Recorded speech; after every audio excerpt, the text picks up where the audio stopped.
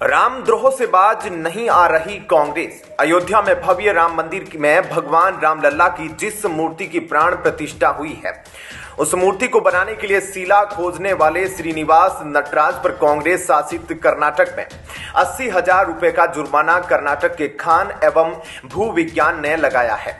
कांग्रेस की रामद्रोही मानसिकता का एक और नमूना रामकाज करने वालों को किया जा रहा प्रताड़ित। रामलला की मूर्ति के लिए इस्तेमाल होने वाले पत्थर का खनन करने वाला ठेकेदार श्रीनिवास नटराज मुश्किल में फंसता जा रहा है।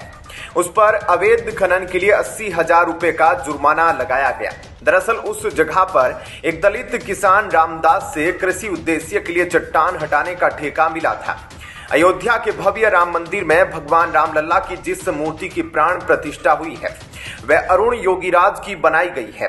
लेकिन इस मूर्ति को बनाने के लिए शिला खोजने वाले श्रीनिवास नटराज पर कांग्रेस शासित कर्नाटक में जुर्माना लगा दिया गया है। उन पर 80,000 रुपए का जुर्माना कर्नाटक के खान एवं भू विज्ञान ने लगाया है।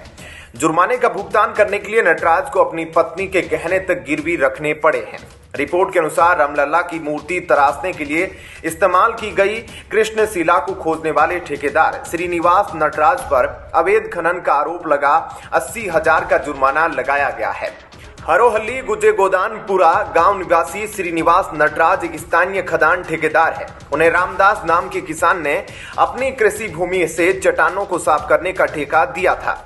उन्होंने इस भूमि की एक विशाल चट्टान को 3 शिलालेखों में बांटा था।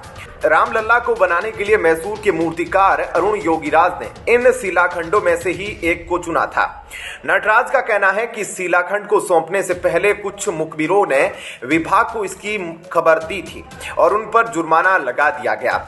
एक रिपोर्ट के मुताबिक नटराज को जुर्माने का भुगतान करने के लिए अपनी पत्नी के सोने के आभूषण गिरवी रखने पड़े। नटराज का कहना है कि उन्होंने केवल चट्टानों को साफ किया और अगले खेत में चले गए, लेकिन खान और भू विज्ञान विभाग ने उन पर अवैध खनन का आरोप लगाकर जुर्माना लगा दिया। नटराज को इस बात का भी अफसोस है कि कोई भी उनकी मदद करने के लिए आगे नहीं आया। उन्होंने कहा, मैं इंतजार कर रहा हूं कि कोई मेरी मदद करेगा। 70 साल के दलित किसान रामदास के स्वामित्व वाली जमीन से निकले काले ग्रेनाइट पत्थर को रामलला की मूर्ति बनाने के लिए खरीदा गया था। बता दें कि इसी किसान ने हाल ही में भगवान राम के मंदिर के निर्माण के लिए अपनी जमीन का एक हिस्सा दान करने की प्रतिज्ञा की थी। रामलला की मूर्ति बनाने के लिए 3 मूर्तिकारों को नियुक्त किया गया था। रामदास के अनुसार वे अपनी 2.14 एकड़ जमीन को कृषि योग्य बनाने के लिए चट्टानों को साफ करना चाहते थे। जब जमीन को समतल करने में नाकाम रहे तो उन्होंने नटराज को इसका ठेका दे दिया। इसके बाद मूर्तिकार अरुण योगीराज ने इन्हीं में से एक शिला मूर्ति बनाने के लिए चुनी। नटराज के मुताबिक बाद में इसी जमीन से मिली चट्टानों के शिलाखंडों को भरत, लक्ष्मण और शत्रुघ्न की मूर्ति को तराशने के लिए ले जाया गया। अपनी जमीन पर राम मंदिर बनाने की प्रतिज्ञा के बारे में रामदास ने कहा, हमारे पास दक्षिण की तरफ एक अंजनेय मंदिर है, जिससे ऐसा लगता है कि अंजनेय की मूर्ति उस जगह को देख रही है जहां से रामलला की मूर्ति के लिए पत्थर को खोदा गया था। इसलिए मैंने वहां भगवान राम को समर्पित एक मंदिर बनाने के लिए 4 गुंठा जमीन दान करने का फैसला किया है। हम मंदिर के लिए भगवान राम की मूर्ति तराशने के लिए अरुण योगीराज से मिलेंगे। गौरतलब है कि राम मंदिर ट्रस्ट ने पत्थर से रामलला की मूर्ति बनाने के लिए 3 मूर्तिकारों को नियुक्त किया था।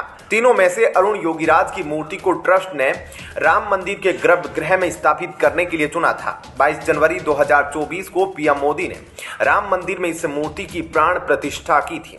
क्या कहना है आपका इस पर? कमेंट सेक्शन में अपनी राय जरूर दीजिएगा। जय हिंद, जय भारत।